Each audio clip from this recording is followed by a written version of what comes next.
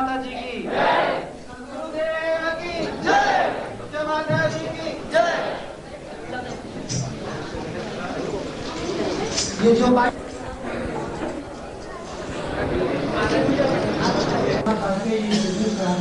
और जो है प्रस्तुत करने की जरूरत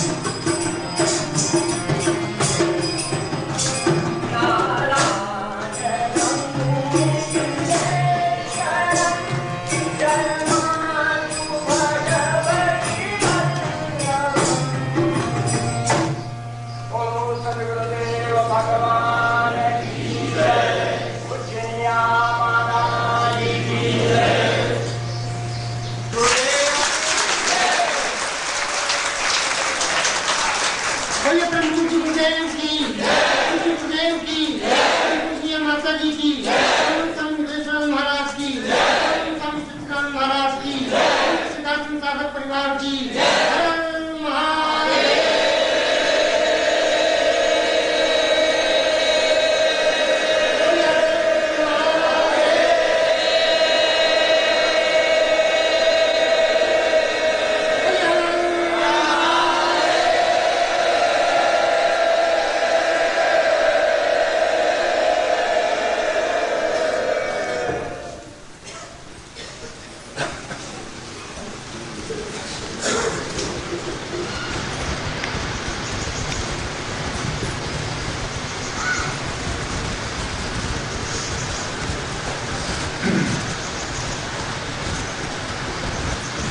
ओंकार रूपम प्रणवं परेशम ओंकार नित्यं हृदयं परेशम ओंकार रूपमपरं चित्तम् अवेशम् ओंकार दिव्य भवतां भवचेतनास्तं। हम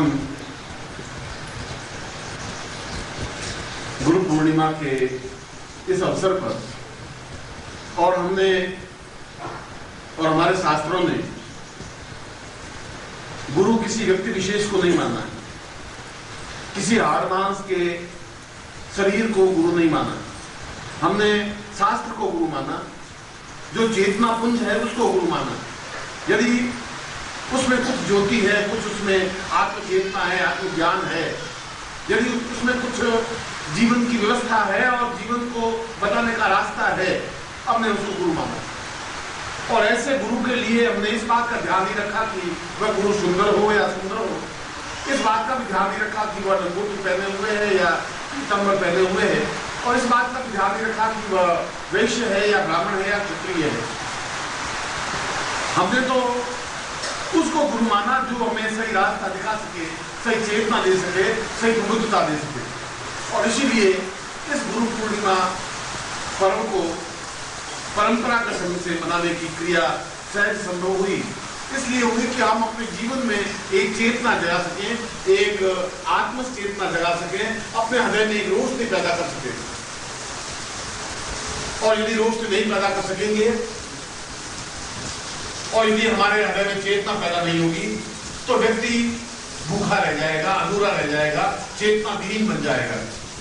क्योंकि मनुष्य को दो चीजों की नितांत आवश्यकता है संसार के प्रत्येक व्यक्ति की, चाहे वह देवता हो, चाहे राक्षस हो, चाहे यूरोप में रहता हो, चाहे अमेरिका में रहता हो, चाहे भारत में रहता हो। एक उसको शारीरिक भूख को शांत करने की और दूसरा उसके साथ साथ मानसिक भूख शांत करने की क्रिया भी उतनी ही आवश्यकता होती है। खाली पेट की भूख मिटाने से उसको जीवन में परितृप्तता नहीं मिल पाती, एक छटपटाहट रहती है, वेदना रहती है, एक अधूरापन सा महसूस होता है। और इसीलिए राक्षसों ने भी अपने शुक्राचार्य को देवता माना। राक्षसों ने भी एक शिव जैसे एक देवता की कल्पना की और उन्होंने उसका उसी प्रकार से श्रृंगार किया जिस प्रकार से उनका खुद का स्वरूप था।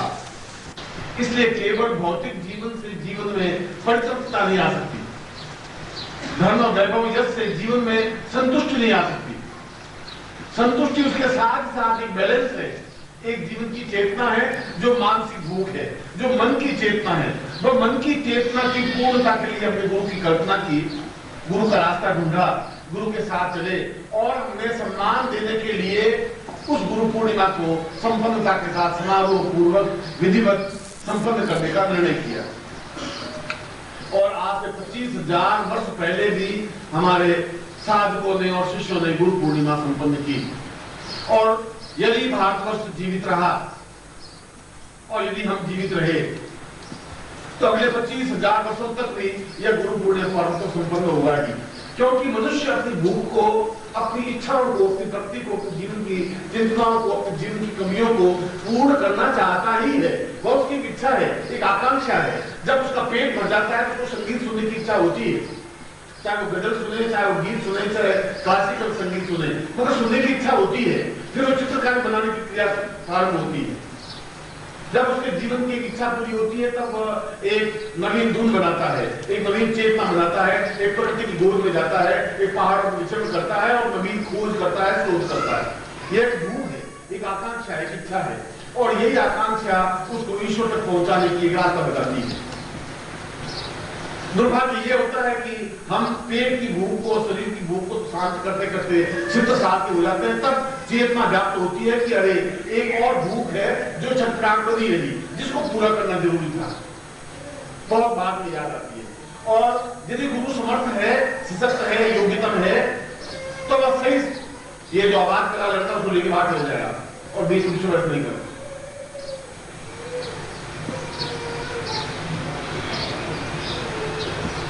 बाहर बैठकर मेरा आवाज बाहर तक पहुंचेगी।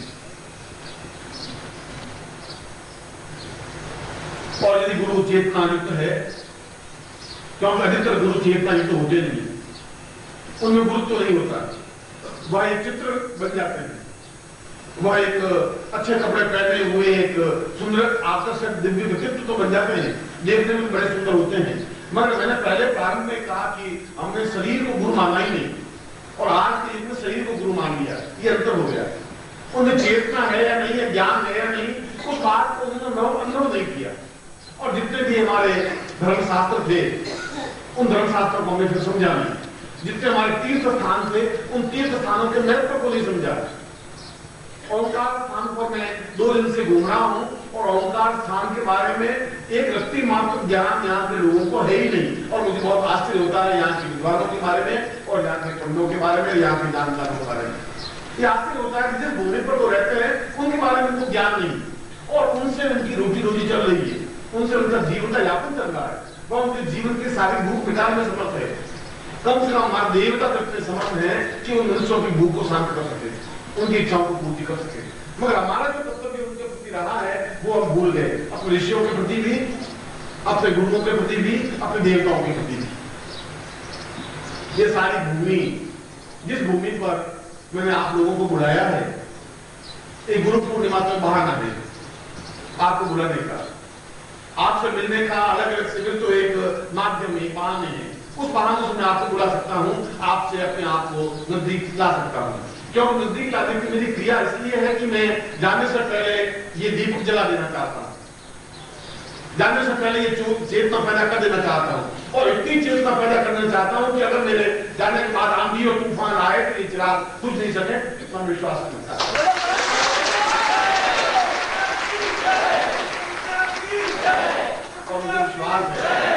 और मुझे विश्वास होने लगा है कि न आंधी चिरागों को, दीपकों को बुझा सकती है, और न तूफान बुझा सकते हैं। उन्होंने बहुत दीपक बुझाए और बुझाने में कसर रखी नहीं, इसलिए बुझाए कि अपने आप में समर्थ गुरु बन नहीं सके, पंडे बन गए।